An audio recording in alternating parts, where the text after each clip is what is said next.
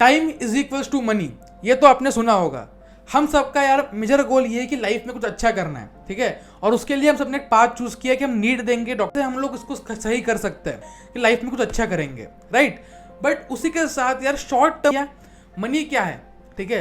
ये जो आपकी गवर्नमेंट एमबीबीएस सीट है उसकी वैल्यू हर कॉलेज और एम्स के अंदर 1.7 करोड़ रुपीस एक स्टूडेंट के ऊपर एमबीबीएस के लिए खर्चा किया जाता है बाय गवर्नमेंट, जो आपको एकदम लिटरली फ्री में मिल रही है सीट। बहुत बच्चे कमेंट करेंगे भैया AIR 100 in less than 6 months, ये कैसे पॉसिबल है यार, ठीक है।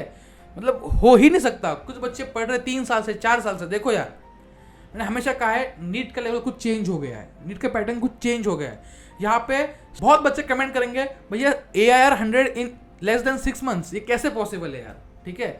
मतलब हो ही नहीं सकता। कुछ बच्चे पढ़ रहे 3 साल से 4 साल से। देखो यार, मैंने हमेशा कहा है नीट का लेवल कुछ चेंज हो गया है, नीट का पैटर्न कुछ चेंज हो गया है। यहाँ पे स्मार्टनेस की वैल्यू बढ़ गई है, स्मार्ट वर्क की वैल्यू बढ़ गई है as compare to your hard work, ठीक है।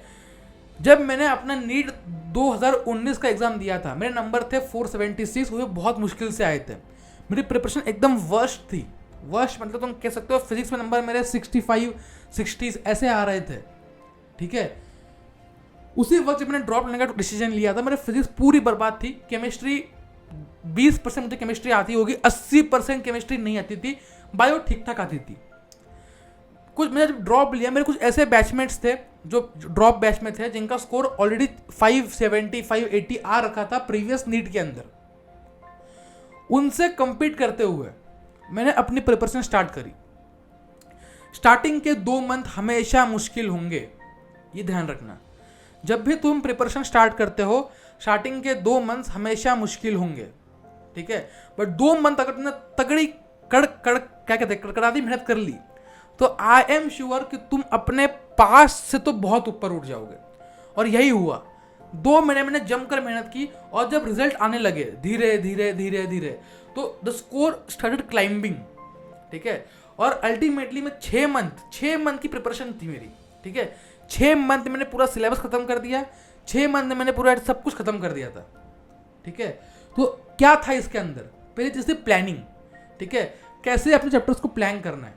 तो मेक श्योर कि आप अपना शेड्यूल खुद बनाओ कि कैसे मुझे चैप्टर्स को प्लान करना है, क्या क्या चैप्टर्स मैं कब कब करूंगा, कौन से चैप्टर्स मेरे वीक है।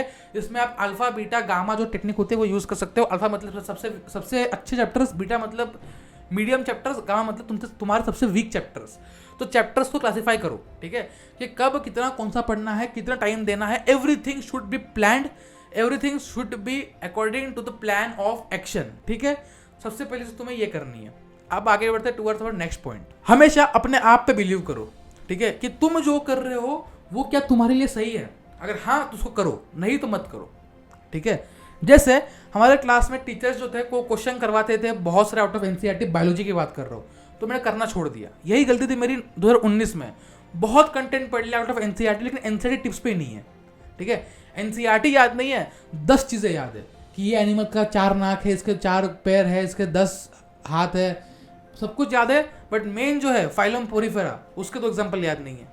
और यही गलती सबसे बड़ी गलती थी मेरी कि एनसीईआरटी को नेग्लेक्ट करना।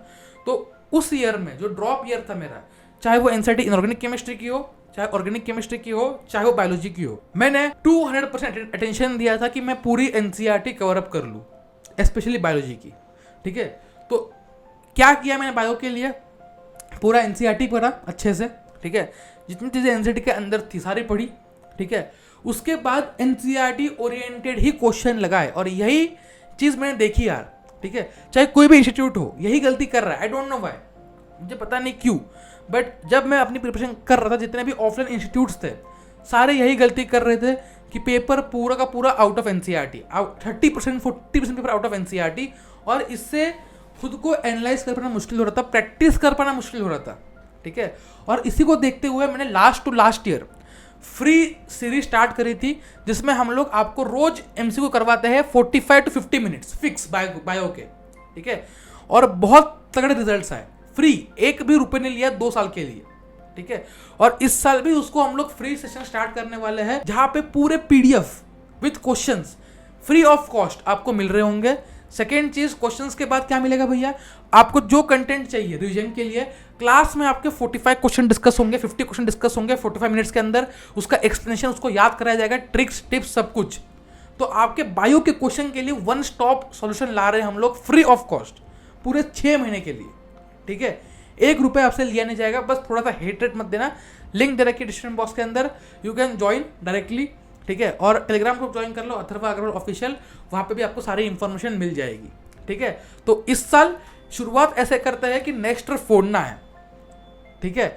तो 6 महीने बस लग जाओ, जितने क्वेश्चन करवा रहे हो करते हो, तो आई एम श्योर तुम्हारा सिलेक्शन होगा। बायो में तुम्हारे 360 नंबर आएंगे, जो इस बार बहुतों के आए, बहुतों के। वीडियो देखी होगी आपने, बहुत सारे बच्चों ने कहा कि ठीक है, बट इस साल हमें उससे और अच्छा परफॉर्म करना है, ठीक है। चलो let's move on to our next point. उसके बाद जो नेक्स्ट इंपॉर्टेंट पॉइंट है कंपैरिजन। कभी भी यार एक गेस मत करो कि मेरे इतने आ रहे हैं यहाँ पे तो मेरे एग्जाम में इतने आएंगे। बहुत बच्चे गलती करते हैं ये कि मेरे मॉक टेस्ट में 500 आ रहे हैं तो एग्जाम में 600 आ ही जाएंगे। नहीं, हमेशा जो चाहिए एग्जाम में उसको हमें मॉक टेस्ट में रीच करना है, ठीक है, उसको टच करना जरूर है, समझ रहे हो। मैंने टारगेट रखा था कि मेरा ऑल इंडिया रैंक अंडर 100 आना चाहिए, तो आना चाहिए, ठीक है। तब बहुत लोग विश्वास नहीं कर रहे थे, ठीक है। एग्जाम दे के आया तब भी कोई लोग विश्वास नहीं करते कि 680 कैसे आ गए इसके, ठीक है। 680 आ गए, रिजल्ट आया 680 लिख के आया, ऑल इंडिया रैंक मेरी आई 612। उसके पहले साल 2019 में 680 मार्क्स पे रैंक बनी थी 108। तो 500 रैंक का इन्फ्लेशन आ गया था इस एक साल में, but still I was happy. जो स्कोर मैंने सोचा था 700 नंबर का, उससे 20 नंबर कम रह गया। जो रैंक मैंने सोची थी 100 अंडर 100 की, वो मेरी 612 रही, but it didn't make a major difference. मुझे एम्स चाहिए था, मुझे एम्स मिला। तो अल्टीमेटली जो टारगेट है उसको फिक्स कर लो और अपने आप को कंपेयर मत करो। मेरे क्लास में कई बच्चे थे जिनका स्कोर 600 आ रहा था, 580 आ रहा था, जब मेरा 450 440 था। उन्होंने अभी तक वो ड्रॉप कर रहे। कई लोग ऐसे हैं जो फर्स्ट अटेम्प्ट के अंदर मेरे से 20 नंबर 30 नंबर एक्स्ट्रा लाए थे, बट वो अभी तक ड्रॉप करते हुए आ रहे हैं क्योंकि उन्होंने इंप्रूवमेंट्स नहीं करी। सबसे बड़ी चीज़ है कि जो गलतियां करी है, जैसे मैंने गलती करी थी कि एनसीईआरटी ओरिएंटेड प्रैक्टिस ना करना, वो गलती मैंने सुधार ली। अगर आप ऐसे, आपकी ज़्यादा गलतियां नहीं होंगी, बट कुछ गलतियां रिपीटेड होंगी हर सब्जेक्ट के अंदर। तो उन 10 12 15 गलतियों को, not in terms of question, in terms of behaviour, पढ़ाई पैटर्न, सब कुछ, उन 10 15 20 क्वेश्चन को अगर आप समझ लोगे, उन 10 15 20 क्वेश्चन को अगर आप जो पैटर्न है, ठीक है, उनको कर लोगे, तो आपकी प्रिपरेशन नेक्स्ट लेवल है, ठीक है। उसके बाद लास्ट पॉइंट है टेस्ट। टेस्ट का बिल्कुल नेग्लेक्ट नहीं करना। टेस्ट सबसे बड़ी मेरी गलती यही थी, जब मेरा नीट 2019 का एग्जाम आ रहा था तो मैंने टेस्ट देना छोड़ दिया। क्यों? डर के मारे। क्या डर भैया? कि नंबर नहीं आ रहे, कैसे होगा, क्या होगा, तो एग्जाम देना ही छोड़ दिया। बट जब 2020 आया तो मैंने इतने टेस्ट दिए कि नीट का डर भग गया। ये डिफरेंस था, ठीक है। ये नीट के डर के मारे मैंने मॉक टेस्ट नहीं दिए, यहाँ पे मॉक टेस्ट इतने दे दिए कि नीट का डर भग गया, ठीक है। तो यही चीज़ करनी है, जितने मॉक टेस्ट हो सके दो, जितने रैंडम पेपर हो सके। रैंडम क्यों वर्ड यूज कर रहा हूँ पता है? कई बार क्या होता है, मैं किसी बच्चों को पूछता हूँ ना कि भाई रेडी हो आज, मैं कभी कभी टेलीग्राम पर डालता हूँ कि आज अपन लास्ट डाला था कि अपन ना आज रैंडम चैप्टर कि बायो में आज अपन कर लेते हैं रेस्पिरेशन इन प्लांट्स। तो बहुत डर जाते हैं कि भैया अभी तक हुआ नहीं है, रिवीजन नहीं की, कब का हुआ है, पहले हुआ है।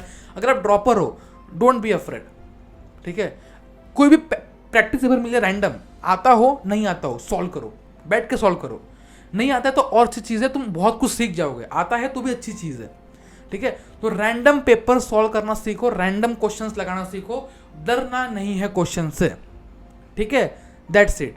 तो अंडर 100 रैंक आ जाएगी, बस अपने मेहनत पे भरोसा रखो। अपना जो तुम मेहनत कर रहे हो, मेहनत को 110% देना है, दैट्स इट, ठीक है। Thank you for the video. Telegram group join कर लो, Atharva Agrawal official, and let's meet in the sessions जो भी होंगे अभी हर रोज होंगे, ठीक है। विद कंसिस्टेंसी हम लोग ला रहे होंगे फ्री ऑफ कॉस्ट। एंड सबको तब तक के लिए ऑल द बेस्ट। और आपका टारगेट कितना है मार्क्स में, ये मुझे कमेंट करो कमेंट बॉक्स के अंदर। चलो बाय बाय।